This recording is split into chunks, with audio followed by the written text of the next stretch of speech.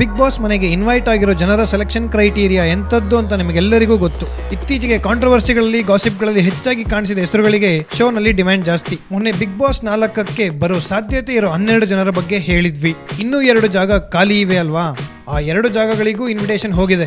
ಈ ವರ್ಷದ ಪ್ರಾರಂಭದಿಂದ ಸ್ವಲ್ಪ ಹೆಚ್ಚಾಗಿ ಪೊಲಿಟಿಕಲಿ ಕಾಂಟ್ರವರ್ಸಿಯಲ್ಲಿದ್ದ ಮಹಿಳೆ ಮೊದಲನೆಯವರು. ಯೋಚನೆ ಮಾಡಿ, ಕ್ಲೂ ಬೇಕಾ?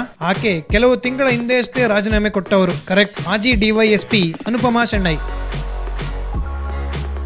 ಎರಡನೆಯವರು 2002ರಿಂದ ಸುಮಾರು 5 ವರ್ಷಗಳ ಕಾಲ ಚಿತ್ರರಂಗದಲ್ಲಿ ಟಾಪ್ ಹೀರೋಯಿನ್ ಆಗಿದ್ದರು. ಮದುವೆಯಾದ ಮೇಲೆ ಪಾಲಿಟಿಕ್ಸ್ ನಲ್ಲೂ ಇದ್ರು. ಬೇಕಿದ್ರೆ ಇನ್ನೊಂದು ಕ್ಲೂ ಕೊಡ್ತೀನಿ.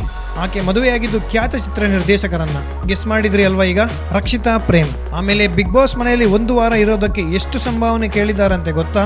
ಬರೋಬ್ಬರಿ 1 ಕೋಟಿ ರೂಪಾಯಿ. ಇನ್ನು ಬಿಗ್ ಬಾಸ್ ನವರು ಯಾರ್ಯಾರನ್ನ ಫೈನಲ್ ಮಾಡ್ತಾರೆ ಅಂತ ನೋಡೋದಕ್ಕೆ ಅಕ್ಟೋಬರ್ ತನಕ ಕಾಯಬೇಕು.